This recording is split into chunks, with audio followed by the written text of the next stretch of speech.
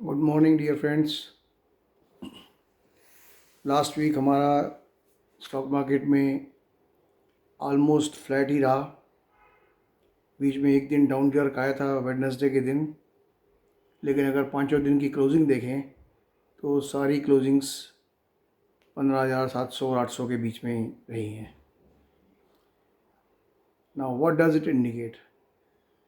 It indicates that market appears to have lost momentum. जो steam थी, जो stocks भाग रहे थे, वो थक गए हैं and they also need some rest. Technically also, after a rise of nearly 1700 points, market is looking for a corrective decline very badly. लेकिन कुछ एस्ट्रोलॉजिकल कम्बिनेशन ऐसे थे जिसकी वजह से मार्केट गिरी नहीं और चलती रही ऊपर। उम्मीद थी कि मरकरी जब रेट्रोग्रेड होगा, वैसे तो रेट्रोग्रेशन में नॉर्मली ऊपर ही जाता है, पर इस बार क्योंकि prior to retrogression market already ऊपर चल रही थी, तो उम्मीद थी कि इस बार शायद ये नीचे आएगा, करेक्टिव डिक्लाइन लेगा। लेकिन नहीं, market डिफाइड all the logics, all the technicals, all the astrological calculations and kept on moving up and up and up. लेकिन जो चीज़ ऊपर जाती है वो नीचे भी आती है। एक बॉल को अगर आप फेंकोगे ज़ोर से तो जाएगी, 100 मीटर जाएगी ऊपर, 50 मीटर जाएगी, तो उतनी ही ज़ोर से नीचे गिरेगी। ये एक मार्केट का लॉजिक जो पुराने एक्सपीरियंस्ड ट्रेडर्स हैं वो समझते होंगे इस बात को, और उन्होंने देखा भी होगा कि 2008 1992 में हर्षद मेहता का जो फॉल हुआ था, जब क्रैश हुआ था, या 2000 के अंदर जब आईटी टेक स्टॉक का जो बबल था, बस्ट हुआ था, या फिर 2008 में कैसे स्टॉक गिरते हैं। 400 वाला स्टॉक कब 40 रुपये हो जाए पता भी नहीं चलेगा। Anyway, that stage has not come yet, but I am just giving a warning कि ऐसा भी होता है। जिन लोगों को शायद नहीं पता, जो नए नए मार्केट में आए हैं 2 3 4 5 साल से, कि ऐसा भी होता है कि 400 वाला स्टॉक 40 रुपये रहता है। ये प्रेजेंट बुल रन जो है 9 मार्च 2009 से चल रहा है, ऑलमोस्ट 12 साल हो चुके हैं, और 12 साल में कोई सिग्निफिकेंट करेक्शन नहीं आई। जबकि इससे पहले जो था 92 से 2008 साल, 2000 से 2008 8 साल, 8 साल के जो पीरियड थे, उसके बाद अब ये 12 साल हो चुका है। मैं ये नहीं बोलूँगा कि बियर फेज में हम एंटर करने वाले हैं, अभी टाइम है, क्योंकि अभी भी यूरेनस के कुछ या आउटर प्लैनेट्स के जो आस्पेक्ट्स हैं अभी भी फेवरेबल हैं। लेकिन जब भी आएगी तो करीब 2 साल की हम एक्सपेक्ट कर रहे हैं कि मंदी आएगी। That can be end of this year और may be early next year. चलो, ये बात की बातें हैं। जैसा मैंने बताया कि एस्ट्रोलॉजिकली मरकरी रेट्रोग्रेड होने के बाद हमें उम्मीद थी कि मार्केट नीचे आएगी, लेकिन नहीं आई। ड्यूरिंग दिस इंटायर फॉल और rise, what ever you can say, कई सेक्टर्स जो हैं वो अगेंस्ट चले। जैसे स्टील सेक्टर पहले बॉटम टॉप आउट कर गया था, वो नीचे गिर रहा था। फार्मा सेक्टर भी कुछ दिनों से ठंडा पड़ा था, अभी उसमें जान आ गई है। स्टील सेक्टर के बारे में हमने कहा था 10 या 11 जून को यहाँ से रिवर्सल दिख रही है, तो एग्जैक्टली 10 को और 11 को आपने देखा होगा Tata steel, Jindal steel, JSW steel, Vedanta, ये सब ने एक सडन शार्प जंप मारा। और एक दिन पहले ही हमने सबको, अपने जो सब्सक्राइबर हैं उनको पोजीशन लेने के लिए कहा था। हालांकि फ्राइडे के दिन स्टॉप लॉस पे हिट हो गया था, क्योंकि हमने जो पोजीशन ली थी, जो स्टॉप लॉस लगाया था हमने, वो हिट करने के बाद चल पड़ा। तो पार्ट पोजीशन कट गई स्टॉप लॉस में, और पार्ट पोजीशन जो थी वो उसमें प्रॉफिट अच्छा हो गया। इसी तरह अब जो नेक्स्ट सेक्टर जो आउट परफॉर्म करने वाला है वो फार्मा चलेगा करीब 3 से 4 हफ्ते आफ्टर जुपिटर जो है वो वक्री होने के बाद।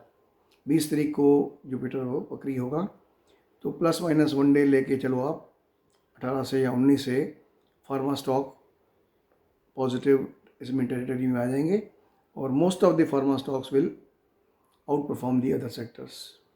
सन फार्मा उसमें से one of the stocks which we have shortlisted for short period.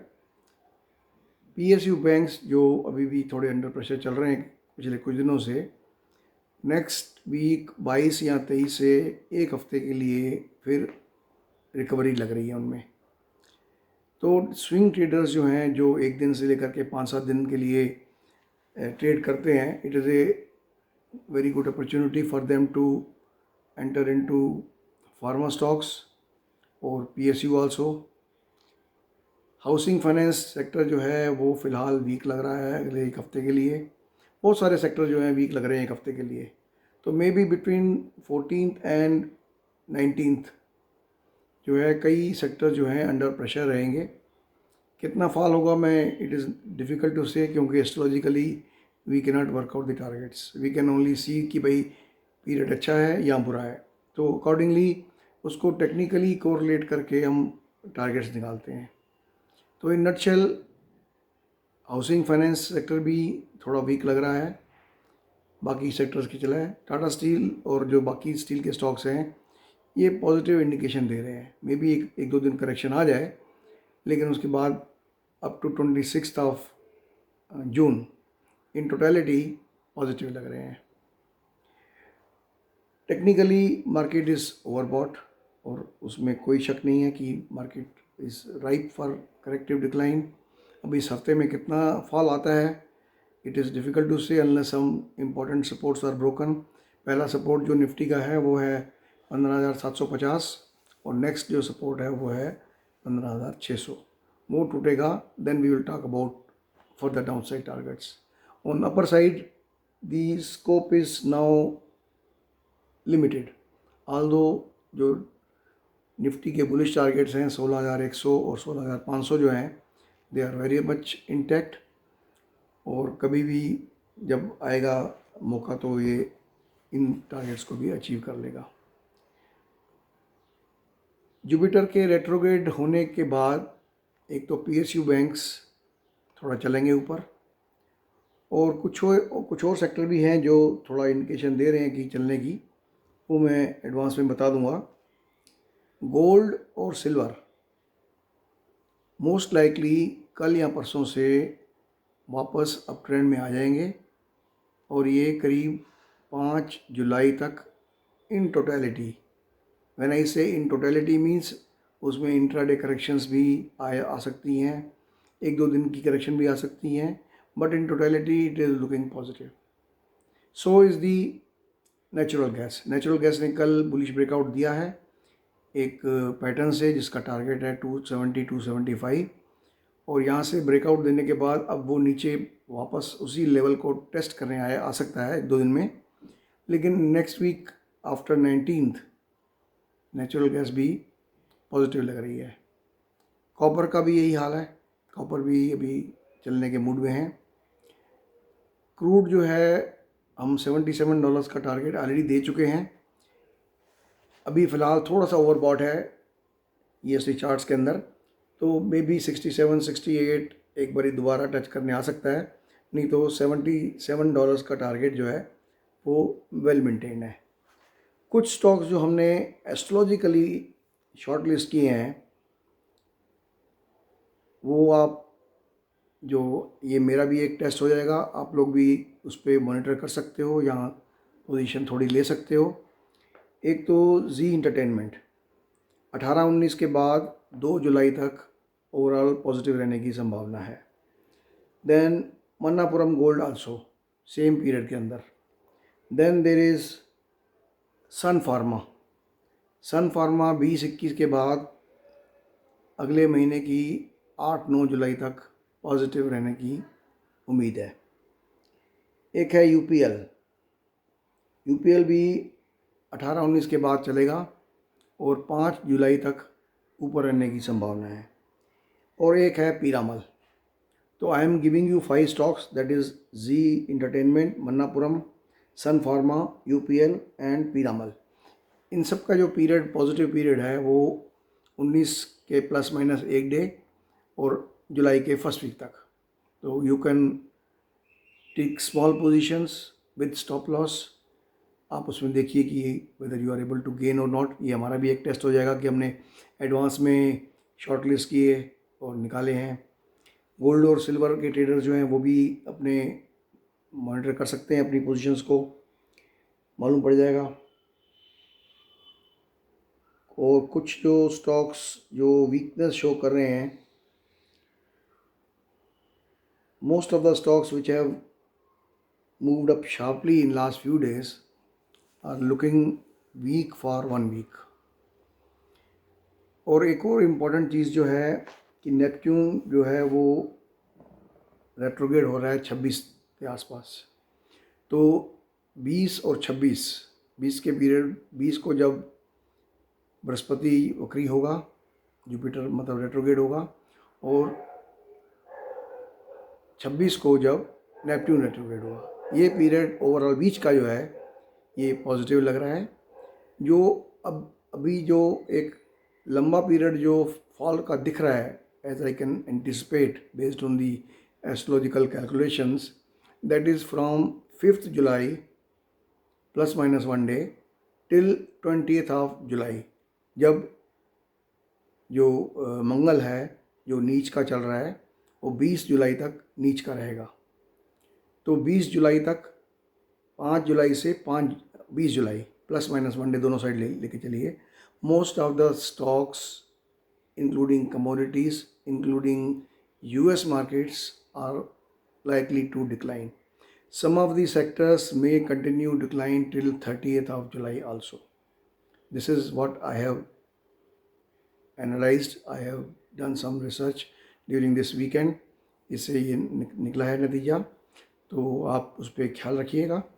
And we will also keep updating people कि अगर हम कह रहे हैं कि वीकनेस दिखा रहा है 5 जुलाई के आसपास, तो जैसे जैसे सपोर्ट्स टूटते जाएंगे, अब वीकनेस मैंने जैसे पहले बताया कि astrological weakness doesn't give any target, कि शार्प भी हो सकता है, 500-700 पॉइंट का फॉल भी हो सकता है, 1000 पॉइंट का फॉल भी हो सकता है, या 200 पॉइंट का फॉल भी हो, but in totality period is negative from 5th July to 20th July, and some sectors may continue even till 30th July.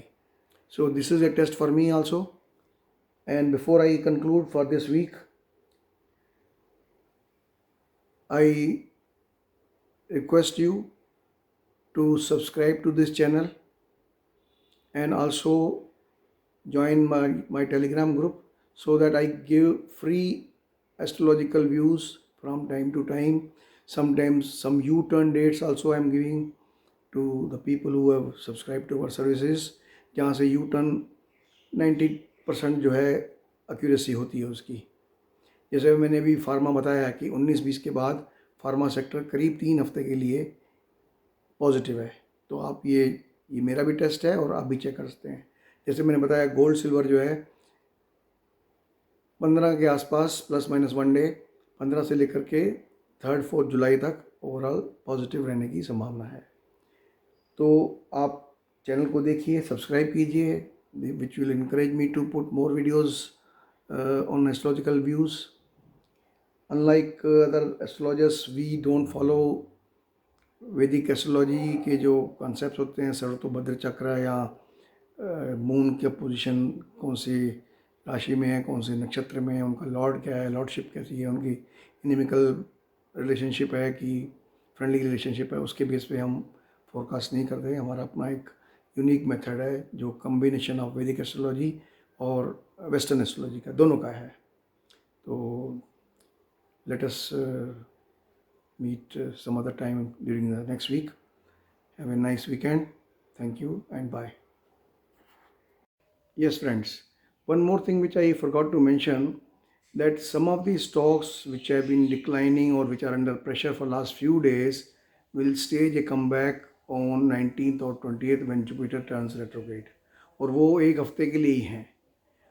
हम जब कहते हैं positive means from swing trading point of view से 1 या 2 दिन का पॉजिटिव भी पॉजिटिव माना जाता है। यानी जब कहते हैं कि ये फलाना स्टॉक बुलिश लग रहा है, तो that means I am talking about only 1 to 3 days 4 days only. Don't think it as a short term positive और short term negative. And as part of the disclaimer, I must tell you that I am a qualified astrologer and qualified technical analyst also, but I am not a registered investment advisor or financial advisor. So before you act on my opinions, suggestions, or whatever we have been discussing, you must do your due diligence and consult your financial advisor or research analyst before taking any position in the stock market. Intraday trading is a very, very risky business. Please try to avoid as much as you can. Nobody, maybe only 5% of the people are able to make money in the intraday trading. Otherwise, most of them are losers. Swing trading फिर भी better है क्योंकि उसमें आपका 1 महीने का time मिल जाता है F&O के अंदर. और दूसरा है कि आप उस पर डिलीवरी बेस्ड काम भी कर सकते हैं. अगर आप अफोर्ड कर सकते हैं तो आई वुड सजेस्ट कि आप डिलीवरी बेस्ड ही काम करें. उसमें स्टॉप लॉस ट्रिगर होने के चांसेस कम रहते हैं. For example, we recommended to buy Tata steel and Jindal steel day for yesterday. परसों तो ठीक रहा, कल एक का स्टॉप लॉस ट्रिगर हो गया, अगर मे बी 2-3 रुपये की वजह से, और उसके बाद टाटा स्टील 40-50 रुपये ऊपर चला गया. तो अगर had you purchase that in with A proper stop loss और डिलीवरी बेस्ड, मे बी शायद ये नौबत नहीं आती है. तो I have already told many times, please अपना हॉरोस्कोप भी चेक कराएं. हॉरोस्कोप में ज़रूरी नहीं कि आपको स्पेकुलेटिव गेंस हों. अभी कुछ देर पहले किसी का फ़ोन आया कि मैं तो बहुत टाइम से लूज़ कर रहा हूँ और कैसे मैं रिकवर करूँगा. मैंने जिस एस्ट्रोलॉजर को दिखाया था उसने तो ये बताया कि जिसमें मिट्टी में भी हाथ डालोगे तो सोना हो जाएगा. तो सोना तो दूर, मेरे तो कर्जा चढ़ गया मेरे ऊपर.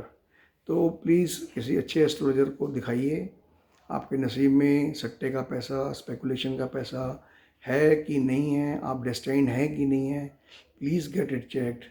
It is my humble request before losing thousands and lakhs of money in the stock market. Please get it checked. Thank you very much.